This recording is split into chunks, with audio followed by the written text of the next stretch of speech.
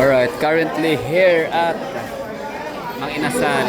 So alam mo ginawa ni Kuya, kinuha yung gamit ko para iwanan sa lamisa in order to secure the table, no? Para di maupuan. So asa na yun, you know?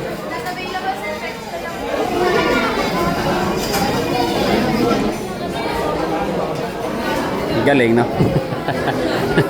Taga Davao ka kung okay lang sa'yo to kung normal, no?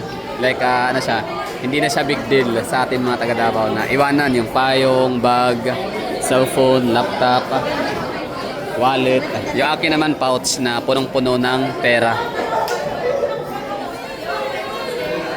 Oh. Ito yung pouch ko ha, yan o. Pouch na punong-puno ng pera. So, ito yung ano, sabihin mong nasa Davao ka na hindi mo kailangan nasa Davao ka. Tell me you're in Davao without telling me you're in Davao. So, yun. So, dito, ano ka, galing. Ang cellphone nila, iniwan lang. Tell me you're in Davao without telling me you're in Davao.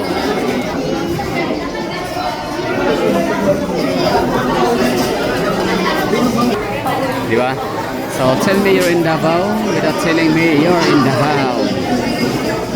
So, ganyan ka-safe dito. Tsaka meron pa akong napanood ng mga video na yung mga ano, yung mga bags iniiwanan lang sa ano, mga car parking space. Galing. Helmet, no? Sa mga motor. Eh, naka ano lang. Iniiwanan lang nila sa kailang mga, kung saan naka-parking yung motor, andun na yung mga helmet nila. Diba? So, kapag ka meron daw nawala, or nawala ng mga helmet, or ano pa man, mga iniwanan sa lamisa, maaaring may Tagalog daw.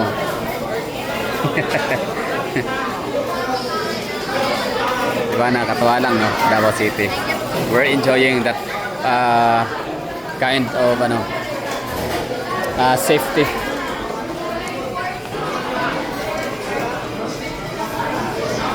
Yun.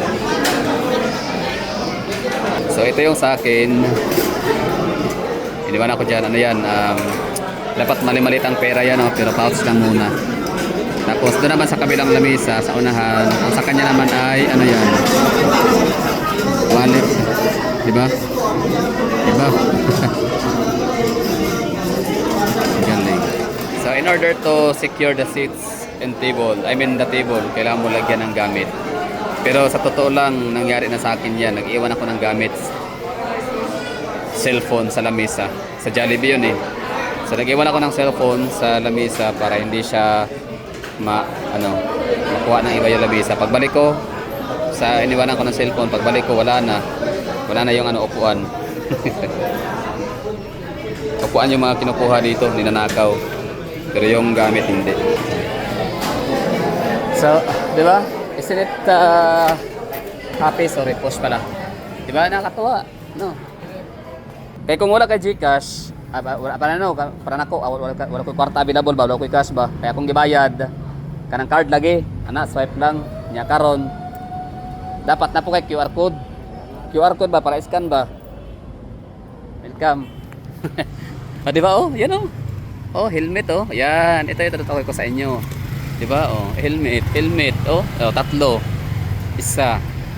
Di ba? Grabe. Gaganda pa ng helmet. Nako. Sabihin niyo sa Davao. Sabihin yung nasa Davao kayo na hindi na kailangan sabihin nasa Davao kayo. Yan ang proof, no? Helmet, grabe. Nakakatuwa. So, yun ang isa resulta to sa ginawang cleansing ni Tatay Digong sa Davao City. So, yung cleansing na yun, hindi yun ginawa niya overnight. Ginawa niya yun for 21 years. Kaya kita nyo na. Kita nyo ang resulta, di ba? Napakaganda. You know? So, yan pag nawala, may Tagalog, panigurado.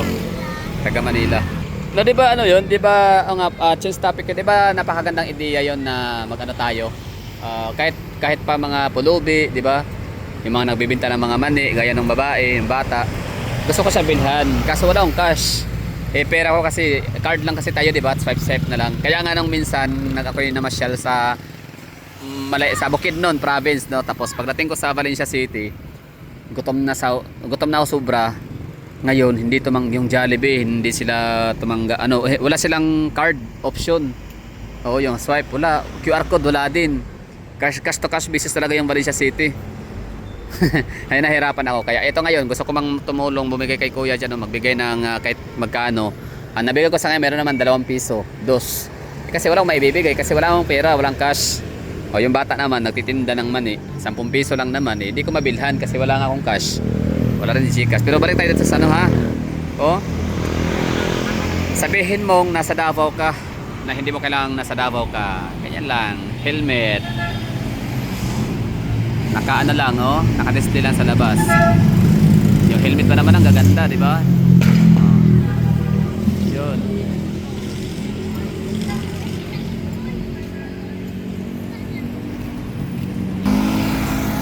So, ganyan ang alagang Duterte. Ganyan magmahal ang mga Duterte.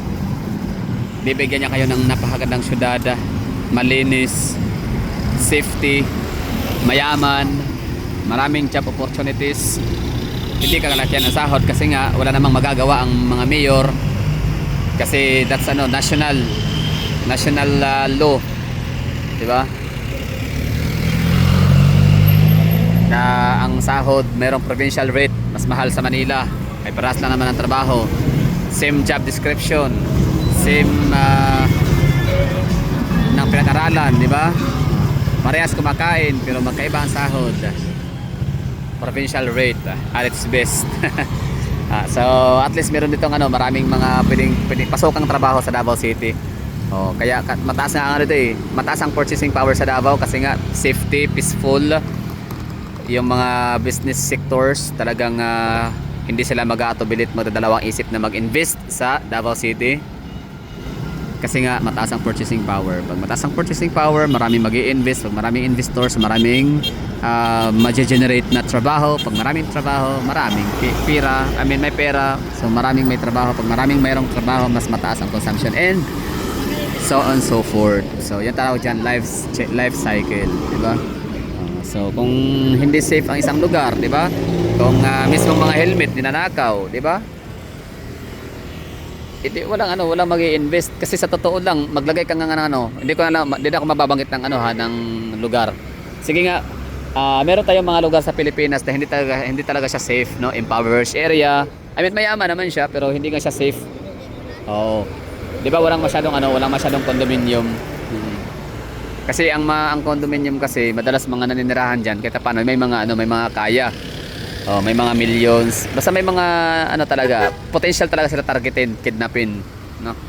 Pwede sila pang kidnap for ransom. So, pero bakit walang sitayo ang mga matataas sa gusali, mga condominium kasi nga hindi siya insurgency free. Mataas ang crime rates, no? Na may kinalaman sa hold up, robbery, snatching, pickpocketing. Mataas din ang crime rate na may kaugnayan sa kidnap for ransom. Lalo mga adik, marami, no? Pag maraming adik, delikado nga yan. Wala mag-i-invest ng mga mga properties, mga magde-develop, no? Ng mga mixed use development properties ganyan kasi nga yan, prone sa knockout, snatch. Anyways, yun na siguro. Thank you for watching. Pasok ko sa loob, baka tinawag na yung ating number. Wala lang, no? Nakagawa natin ng content.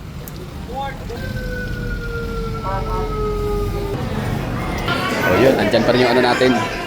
Ayun ang upuan, wala na. Sabi ko sa inyo hindi ligtas ang upuan. Pero yung gamit hindi, yan pa rin.